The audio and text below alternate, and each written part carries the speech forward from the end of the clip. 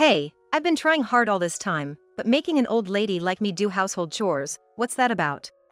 You're the young wife, so shouldn't doing the chores be your responsibility? Me? But I work from morning till evening Monday through Friday, so. That's no excuse. You can still do laundry, dishes, and cleaning when you get back, can't you? Calling that too hard is just being lazy. Back in my day, all household responsibilities were the wife's duty. Seems like you think having a job is an excuse.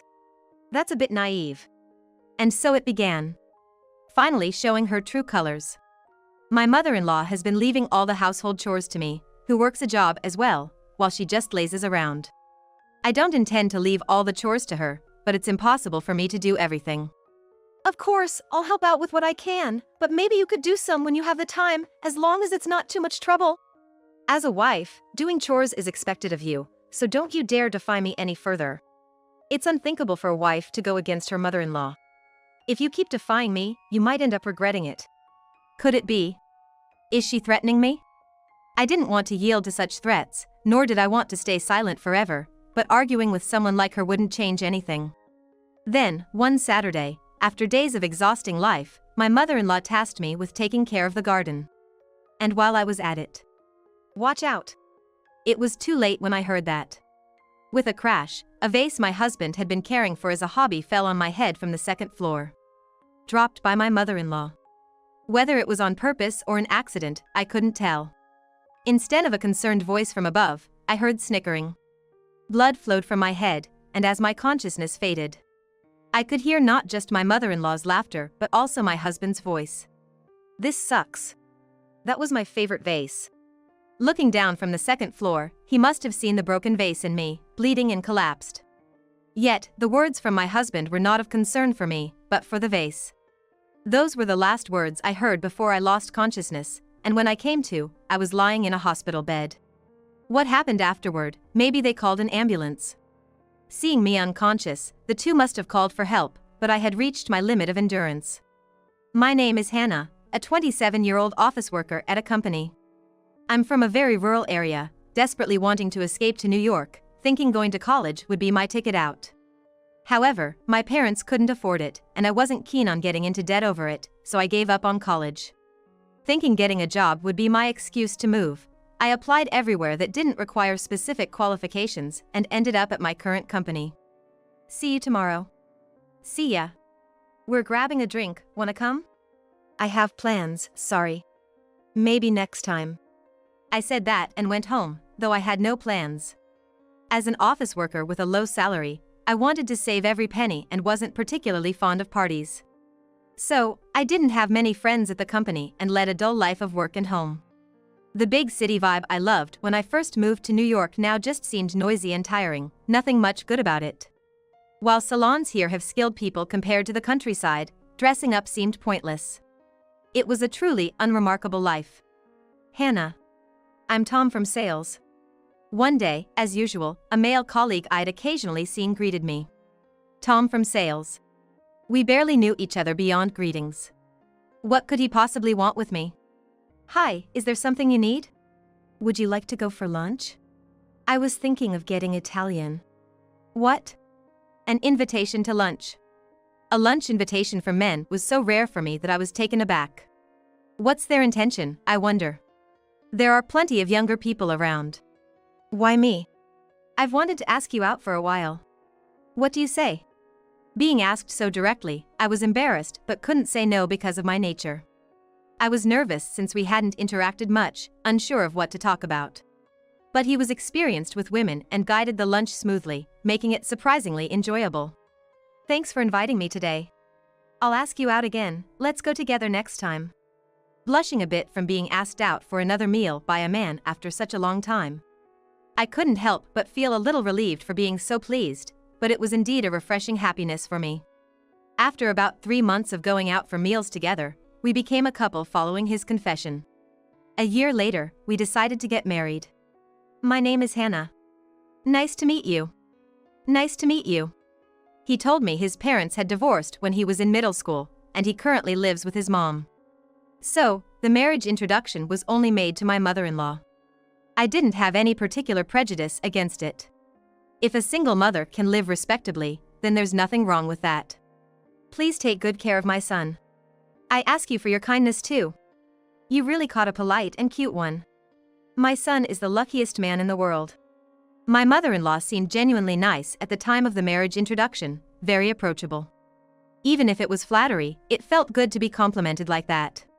It seemed like she was in favor of our marriage, and we were going to live together as three, which didn't seem to pose any particular problems.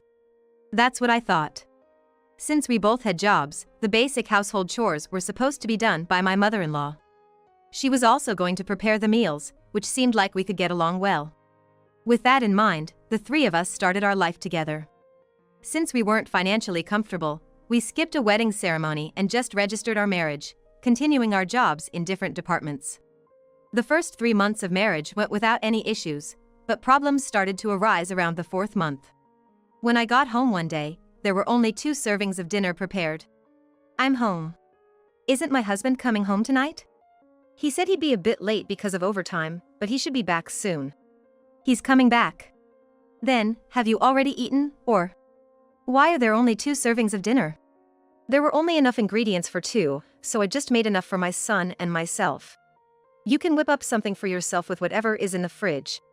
She said it so matter-of-factly. I was taken aback. There had never been a day when my dinner wasn't prepared before. What is she thinking? Perhaps I've done something to upset her without realizing.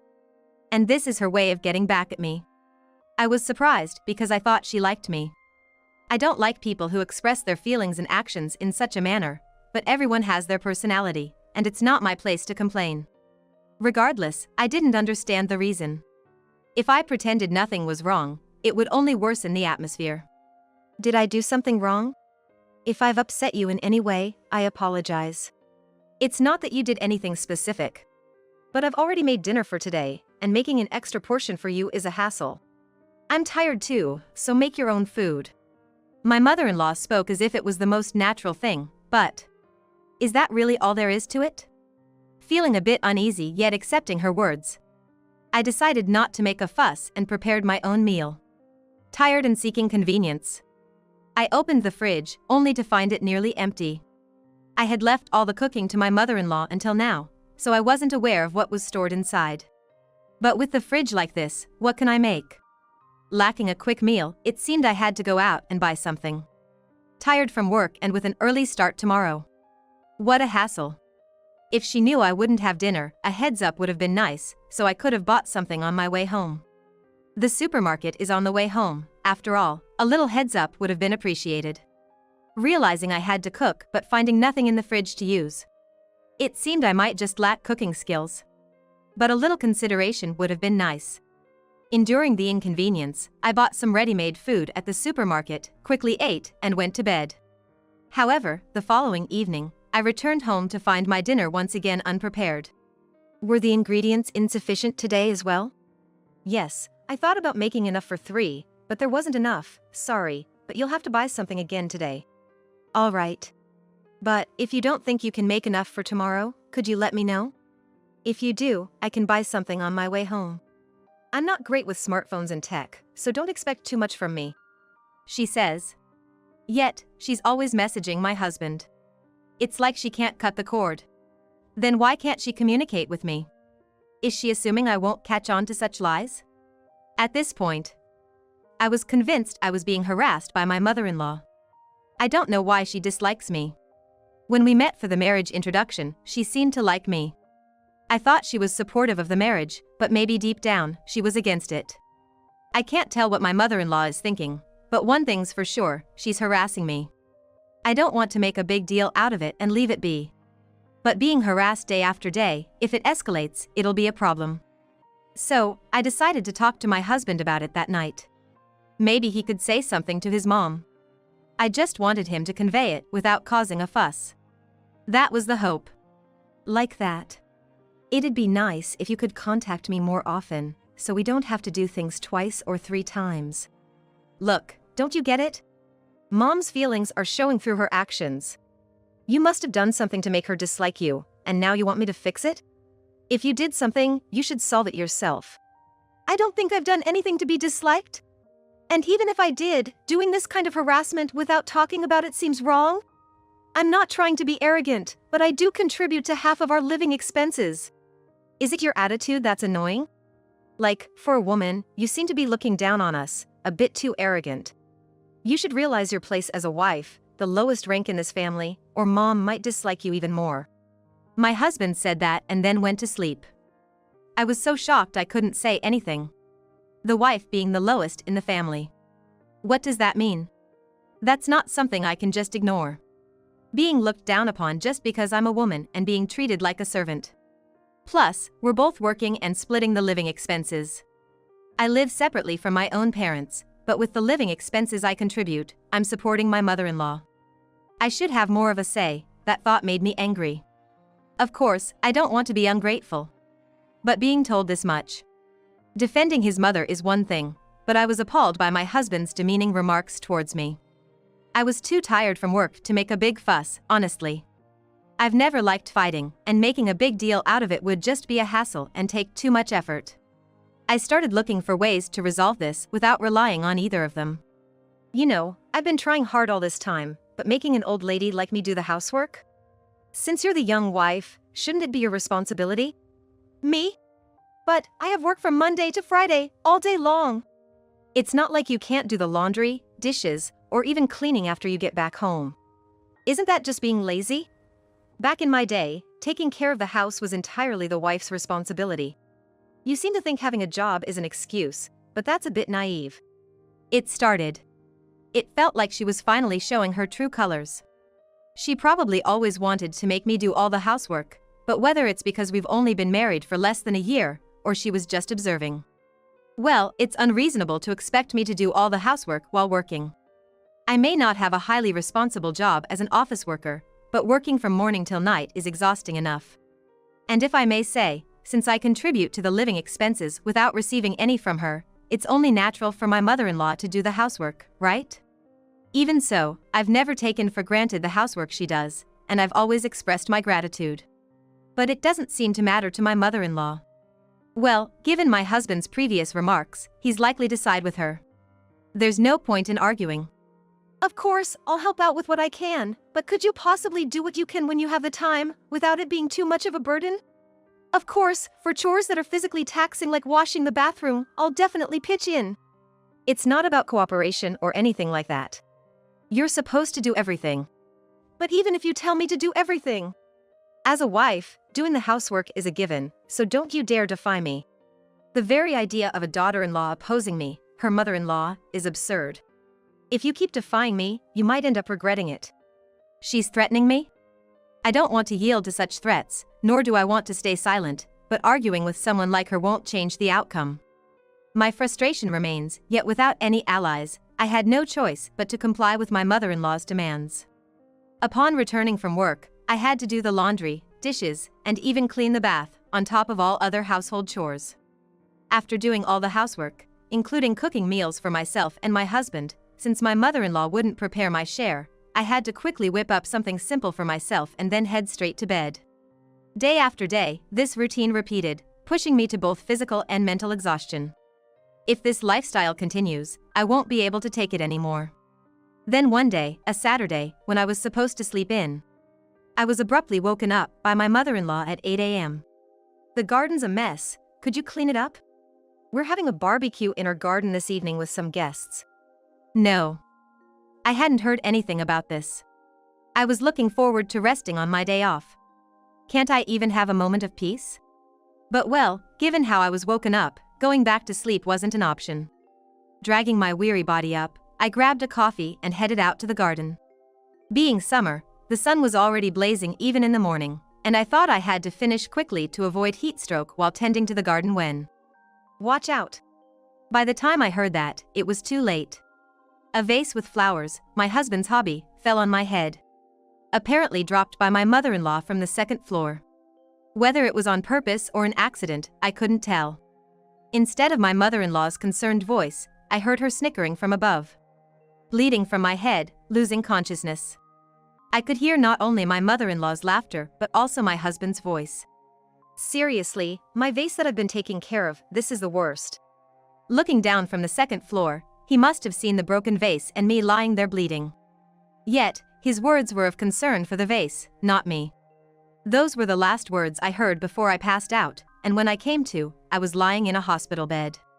I wonder if they called an ambulance after that. Seeing me unconscious, they must have called for help, but I had reached my limit. What do they think of me? There are things you do and things you don't. It's absurd that adults can't make that distinction. If they called an ambulance, they must realize the seriousness of the situation. But even if they apologize now, I can't just forgive them. I have to get back at them thoroughly. With that thought, I devised a plan. Then, 10 minutes later, a nurse who came to check on me noticed I was awake and called the doctor, and then my husband and mother-in-law came. The doctor informed us there was nothing life-threatening, but who am I? When I said that, not only the doctor but also my husband and mother-in-law were stunned into silence. I haven't actually lost my memory. The memory of the vase falling on my head, my mother-in-law snickering, and my husband caring more for the vase than for me, all of it is vividly etched in my mind. But I pretended to have amnesia for 2 reasons.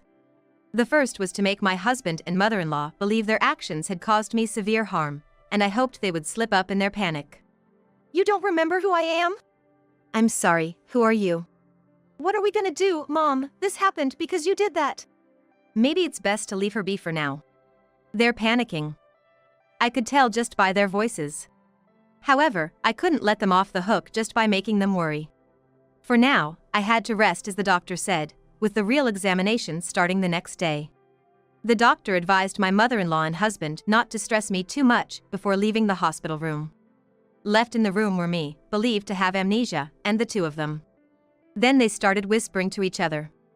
We should have done this, if only Mom hadn't done unnecessary things. Who could have predicted this would happen? Even so, now she really has amnesia. She might have to quit her job, then her income would be halved. And there's no one to do the housework. What was even the point of getting married? I had thought only my mother-in-law had a terrible personality, but my husband too, it seems. My relationship and marriage were never about love for him. I was just a convenient presence, a housekeeper who would pay half the bills. I pretended to sleep right after the doctor left, but they probably didn't think I was listening. But it'll be fine. If we keep talking to her, I believe her memory will come back. Yeah, and if it doesn't, we'll just get divorced. No need for someone troublesome. Exactly, women are replaceable, no need to fuss over this. Hearing this, my patience snapped. I couldn't stay silent. Enough with belittling people. I'm not your puppet to control. How dare you? After listening to all this nonsense, am I just a convenient figure for you? I shouted, my head throbbing with pain, but that didn't matter. I was too angry, glaring at them as I spoke. They were shocked, probably because they thought I had amnesia, but I continued to vent my anger. What do you take me for, such scoundrels? Do you even understand how I felt living like this? When I finally spoke up, my husband started to respond. I expected an apology, but of course, someone who uses people like this has no conscience. Instead, he insulted me. You weren't amnesiac? You've been deceiving us all this time. Your first words are those? Not concerned about my health or apologizing for what you've done, but playing the victim? You're the one deceiving us, pretending to sleep and eavesdropping. What kind of person does that? Like a witch. Really? I question their sanity. Why am I being blamed? My head is throbbing from the rage. Normally, I hate conflicts, but their words were too outrageous. It's time to cut ties. I had endured because I didn't want to worry my parents with a divorce and was worried about remarrying. But this is unbearable. Call me a witch if you want, but do you find joy in this? If the impact had been worse, it could have been life-threatening. It's because you always do annoying things. I warned you, didn't I? So, you did it on purpose? How could a vase just accidentally fall outside? Ah, so it was intentional. I suspected as much, but now I had their confession. Thank you. I've recorded our entire conversation, so I'll be reporting this to the police immediately. The moment I mentioned the police, their expressions changed drastically. The term pale as a ghost couldn't be more fitting. What you did is a serious assault case. If I submit this recording to the police, your life is over. But it's your own doing, so please bear with it. Police? There's no need to make such a big deal out of this. No need to make a big deal.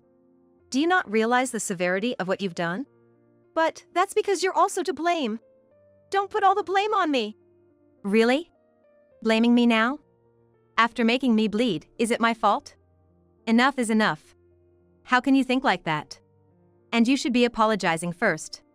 Not making excuses after sending someone to the hospital. Well, I guess it's pointless to expect someone who enjoys tormenting their daughter-in-law to have any sense of decency.